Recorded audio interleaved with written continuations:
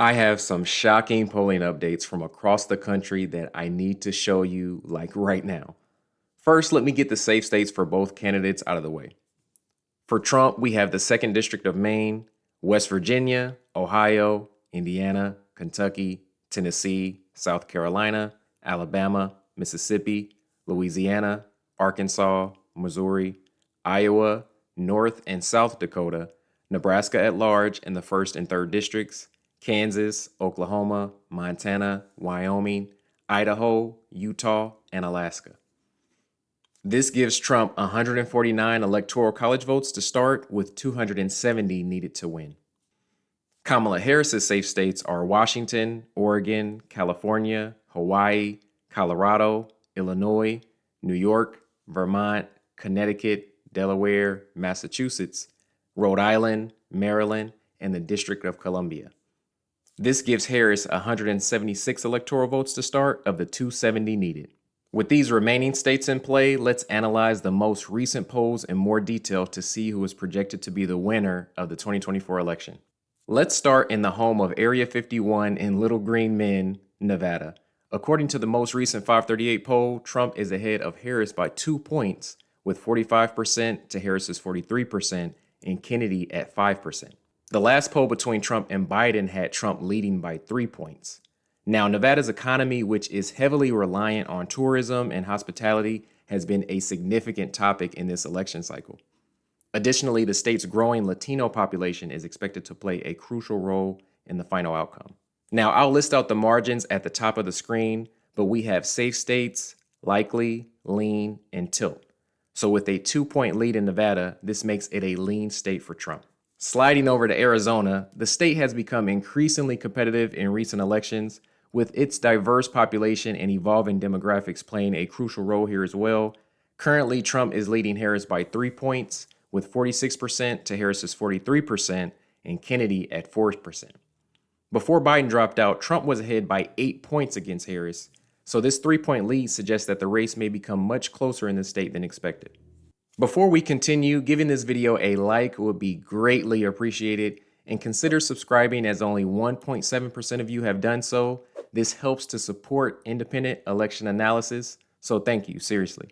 Next up is the state of New Mexico. There are no direct polls between Trump and Harris in the state as of yet, but in 2020, Biden won in New Mexico by over 10%. The latest poll shows Biden ahead of Trump by 1 point, but given the state's historical voting trends, we're going to make New Mexico a lean state for Harris.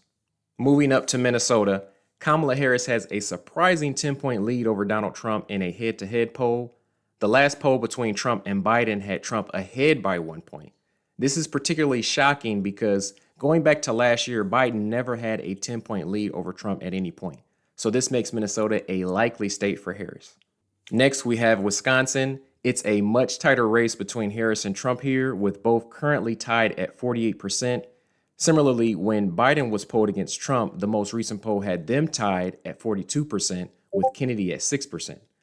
The average, according to 538, has Trump ahead by 2.3%.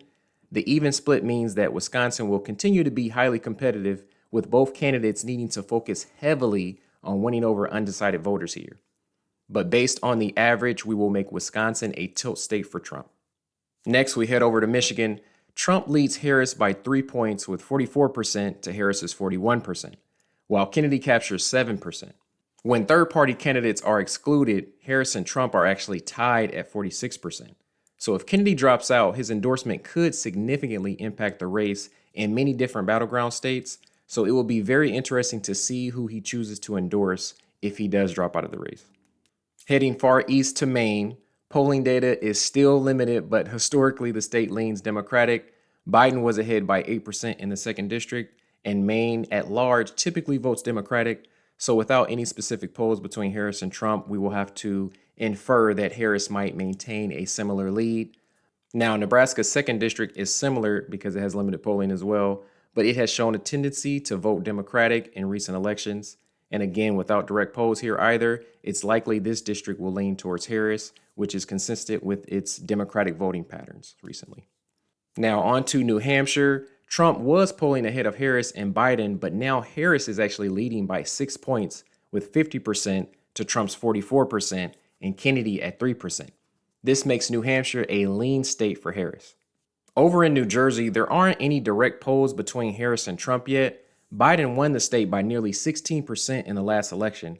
However, in this Democratic stronghold, Trump is actually ahead by 1 point in the most recent survey, so this makes it a red tilt state for now.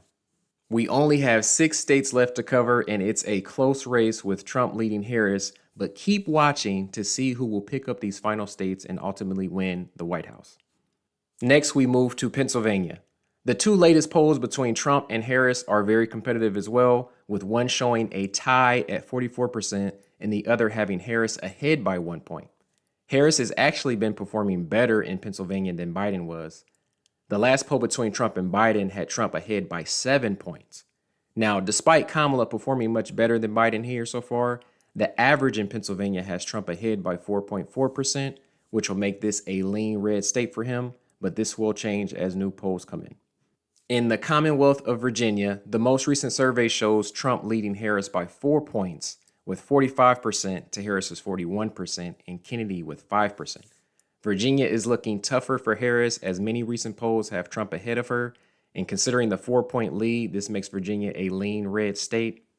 Down in North Carolina, the most recent poll shows Trump leading Harris by 3 points with 46% to Harris's 43% and Kennedy at 4%.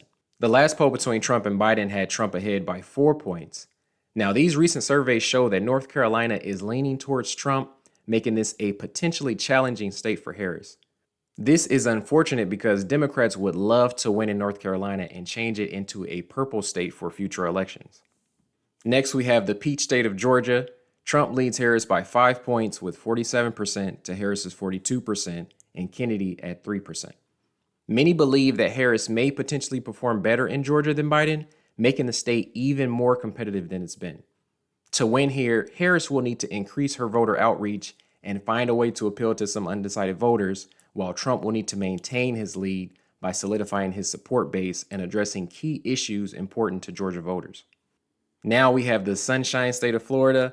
The latest poll shows Trump leading Harris by 8 points with 47% to Harris's 39% and Kennedy at 5%.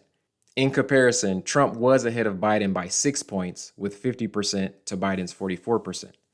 It's unclear if Harris will have enough time to increase her appeal to Florida voters before the election, while Trump will need to continue working on maintaining his lead here. Now we have our final state of Texas. The only poll between Harris and Trump was from back in January of this year. It had Trump leading by 13 points with 52% to Harris's 39%.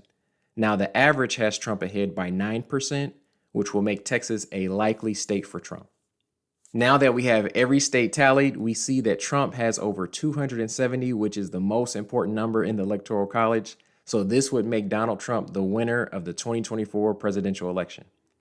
As always, be sure to share your thoughts with me in the comments below. I do make time to respond to you guys. Now, my name is Marshall, and I really appreciate you watching. If you enjoyed the video, then consider giving it a like and subscribing for reliable and consistent information. See you soon, and thank you.